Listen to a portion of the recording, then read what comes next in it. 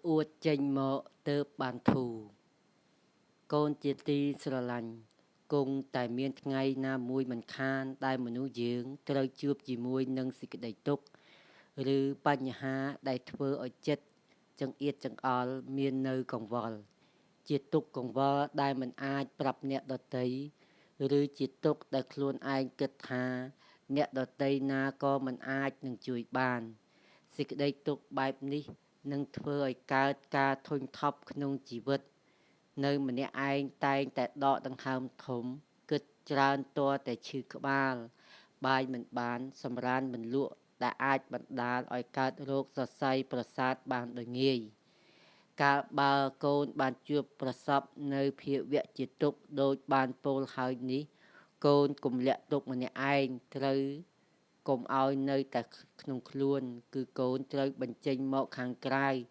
នឹងធ្វើឲ្យកូនបានធូរស្រាលប្រៀបដូចជាការហើមពោះទល់លាមកអ៊ីចឹងណាកូន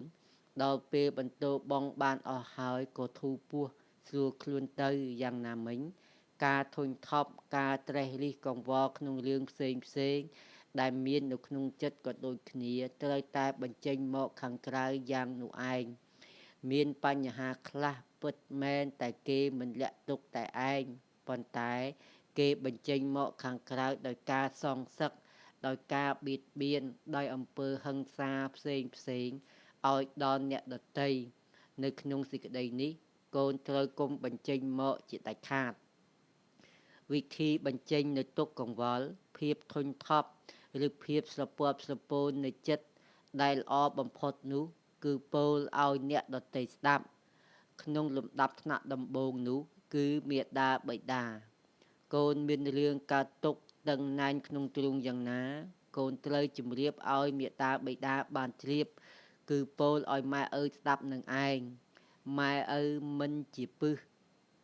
មិនជាភ័យសម្រាប់កូនឡើយម៉ែឪរមែងដឹងចិត្តកូននឹងយល់ពីកូនជានិច្ចសូម្បីពេលខ្លះមិនអាចដោះស្រាយបញ្ហាឲ្យកូនបានក៏ដោយតែម៉ែឪគឺជាកន្លែងដែលសម្រាប់កូនក្អួតដាក់បានកូននឹងរៀបរាប់នឹងយំនឹងសម្ដែងនៅសេចក្តីទុក្ខលំបាកឬបំណងយ៉ាងណាចំពោះមុខម៉ែឪក៏បានទាំងអស់បើធ្វើយ៉ាងនោះហើយនឹងអាចធ្វើឲ្យកូនសប្បាយចិត្តឡើងបានឪពុកម្ដាយរីករាយនឹងស្ដាប់រីករាយនឹងដឹងឪពុកម្ដាយព្រមទទួលនៅសេចក្តីទុក្ខរបស់កូនជានិច្ចចូលកូនកុំឃើញឪពុកម្ដាយជាអ្នកដទៃផ្សេងណាឲ្យសោះភាពធុញថប់ការតានតឹងចង្អៀតចង្អល់ទុក្ខកង្វល់ទាំងអស់របស់កូនគឺកូនគួរមកក្អួតឬបន្ទោបងដាក់ឪពុកម្ដាយចោះគុំទុកឲ្យតឹងណែនក្នុងខ្លួនកូនតែម្នាក់ឯងនោះឪពុកម្ដាយព្រមធ្វើជាកន្ធោឬជាបង្គន់របស់កូនជានិច្ចតាំងតែពីកូននៅក្នុងផ្ទៃម្ដាយម្លេះ